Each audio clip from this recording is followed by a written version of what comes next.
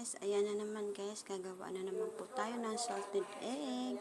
Ayan, ang dami na naman natin ng egg. Ayan guys.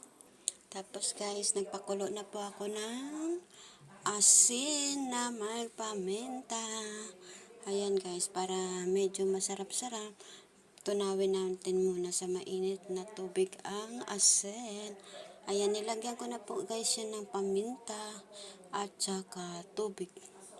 Yan, tapos, yung isang tray na itlog, nilagyan ko lang po ng 2 cup na asin. Ayan guys, ilang kaya to? 5, 10, 15, 20, 25, 30 piraso po na itlog. Ayan.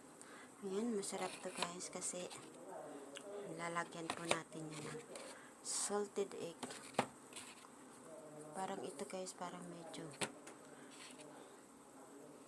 ang dami kasi ng itlog sa farm. Ayan. Ayan guys, gagawin po natin ng salted egg. Ayan.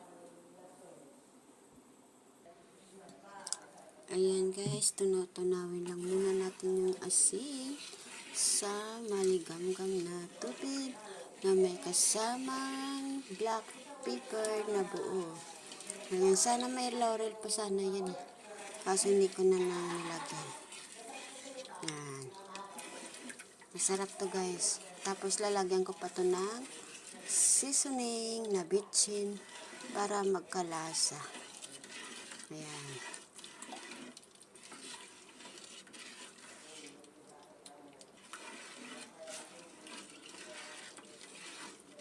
Tunaw-tunawin lang po natin ang asin para siya ay magsusog.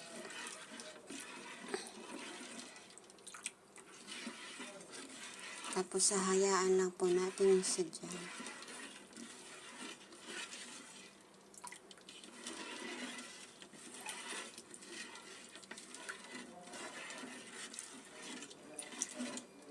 Yan. Malapit po na siya matunaw guys.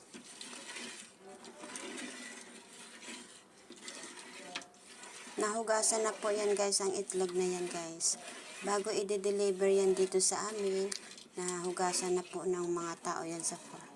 Ayan guys, malapit na po tayo ang asin. Tapos, palamigin. Pagkatapos na malamig na, ilalagay na po ang ating egg. Ayan. Yan, takpan muna natin guys.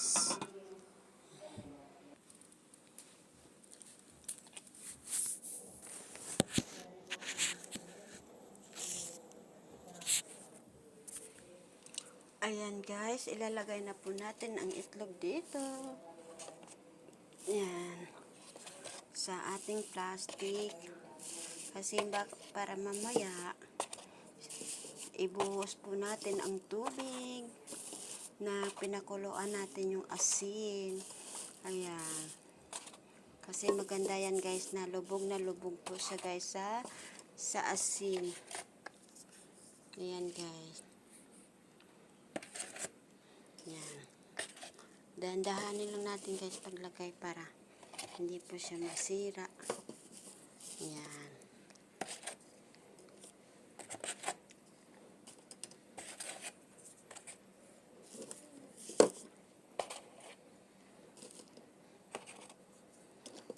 Tang piraso yan guys. Para gusto nyo maganda. Yan. Yan.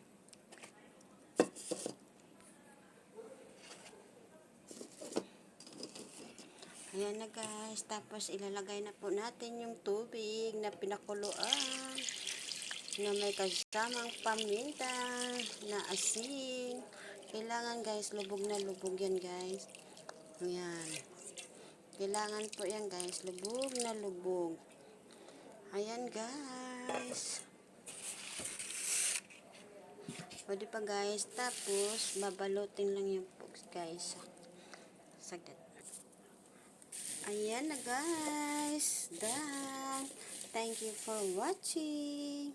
Ayan po guys, finish. Ayan. lubog na po yan guys. Thank you for watching. Bye! Don't forget to share and likes. Bye!